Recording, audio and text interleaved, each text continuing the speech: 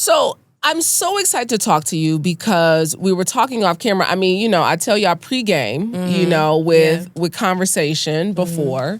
And what a beautiful journey that you have had to get to this space of ancestral healing and your oasis, the retreats that you do. Postpartum became a real hurdle for you after you had your son. Yeah, it was. And I tried so hard to avoid postpartum. I was like, I'm gonna go to therapy. I did all the things before having while pregnant with my son to like avoid this happening. And it happened anyway. It was like unavoidable. And it took me a minute to even realize that I was experiencing postpartum depression and anxiety. I didn't even know postpartum anxiety was a thing until I went to see a therapist because I felt like I was losing my mind. And it was like, no, you're suffering from chronic depression, postpartum depression, and postpartum anxiety. It was a lot for me. What happened? Because you have a village, you have these people around you who support you and love you and care for you. And then the baby comes, and then you felt alone. So when I was pregnant with my son, that was a surprise, but it was beautiful. Like I told you off camera, I had 3 baby showers. I had one in every... She said she was on a baby tour, y'all. I was on a baby shower tour. I had one in LA, one in Nashville, one in Milwaukee, my hometown. But when I had my son, about a month prior to having him, my son's dad's job moved us to San Antonio. Oh, wow. So I left a career that was booming. I was an active actress at the time. In LA, I left my identity, my home. I was living by myself, like to come and live with this man in San Antonio without anybody that looked like me. So I was far from friends. I was pretty much deserted, like alienated. And so I have my son. My mom comes for a week. My son's paternal grandmother comes for a week. And then it was just me, my son, and his dad. My friends weren't around. And they also had no idea what it was like to be a mom. I was the first one in my friend group to be a mother. So I went through so many just alienating feelings. And because I had an emergency C-section, I had dealt with a lot of grief and shame surrounding that. And I get emotional because I'm still processing the emotions that actually came up for me recently when I was in Thailand. I had like a womb healing. And the emotions came up, and I didn't realize I was still dealing with it because I had to stuff it all down and be a mom. But having that emergency C-section made me feel shameful because I felt like I'm the medicine woman. I'm the healer. Like, emergency C-section, like, what did I do wrong? Wow. You know what I mean? And so I had a lot of shame that I was experiencing. So all of that was piling up on one another. Being a first-time mom, being in a new relationship. He was my college sweetheart, but we had just got back together. So he was different, Yeah. I was different. Being away from any support, and then it's just me and this child. And having a child is a communal thing. You're supposed to be surrounded by loved ones. You're supposed to be catered to. And it wasn't any of that. It was all about my son. No one asked me how I was doing. No one asked me what I needed. It was a lot of like, you're supposed to do this. A lot of projection. So that's what happened. I was down bad, and I was beating myself up because I felt like I was why am I having these feelings about this baby? So what were the feelings that were coming up when you were by yourself? The feelings were, what am I going to do? Who is this person in the mirror? Because I gained 80 pounds during my pregnancy, and now I worked so hard. I was before Pilates was a craze.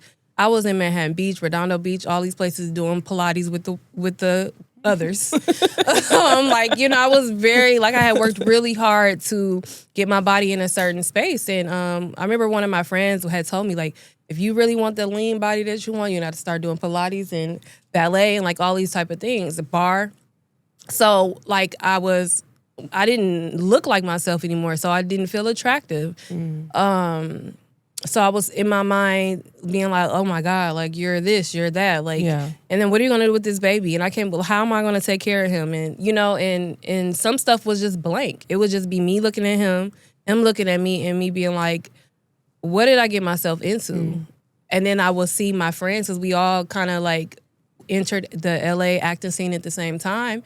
And I would see them like getting roles and all these stuff. And I'm like, you know what I mean?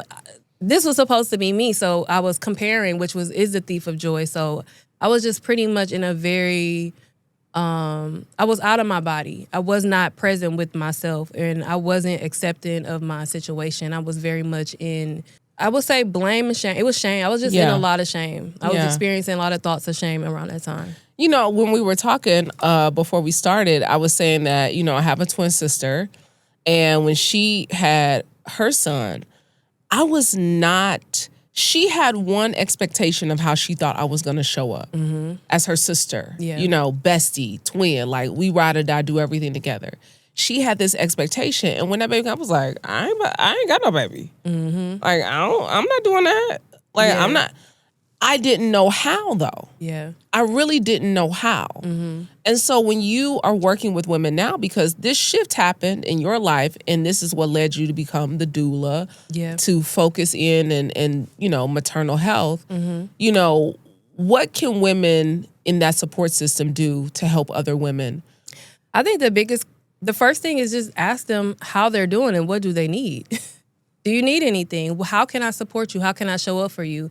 A lot of times the conversation or the questions become, how's the baby? Yeah. Oh, how's little Leroy? Like, or whatever. Like, they don't even ask about you. No. They like, where's the baby? It's always about the baby. They don't even ask my sister. They like, where's BJ? I still have to make sure when I call my sister, who I helped birth her daughter. I was the doula for that entire process, and I have to make sure how are you doing? Because I'll be like, we're rating, and then I'll be like, and how are you? Like, I have to make sure I do that because it's a conditioning that we have. So just specifically asking the mother what they need, how can you support them? How are they doing? How's their heart? You know, those type of questions and then leaving space, because they might say nothing, but if you give a little bit more space before you give words, like give it room, it'll begin to come out what they need. Yeah. It'll begin to come out. What moment said, now I want to help birth baby? Being in the hospital, feeling unheard. I did have a doula. I sought out a doula, so I did have a doula. But because I had to move to San Antonio, I had to find a new doula. So I was texting my doula in LA when they told me I had to have an emergency C-section and all the things, because I was just like, can't believe this was happening. But watching this this documentary called The Business of Being Born, I began to realize that even throughout my entire birthing process before I had my son, every time I would go to the doctor, they would ask me, do you want to have a C-section? Do you want to have a C-section? They now make it's an option to have one. But people fail to realize how spiritual birthing is. And when you go to elect yourself to have this voluntary C-section, these different things, there's a lot of spiritual and metaphysical stages that you take away from your child. Like what?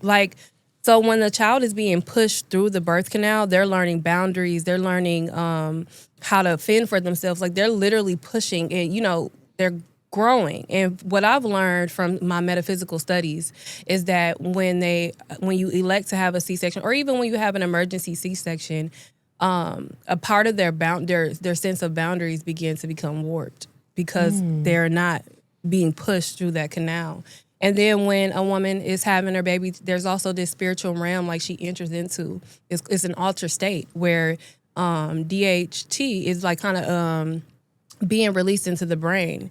And so, or DMT, I said DHT, DMT is being released. So it's like this chemical release that's happening to help the woman go up and basically get like these spiritual downloads to help support the baby. And a lot of this information is supposed to be going through the umbilical cord, but then that gets cut so soon. So it's like everything becomes very rushed and systematic, that the spiritual aspect of things are being taken away.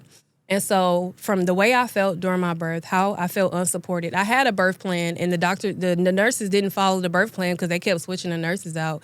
So I just didn't like that, and I felt, okay, I'm an Aquarius. I'm an advocate to my heart.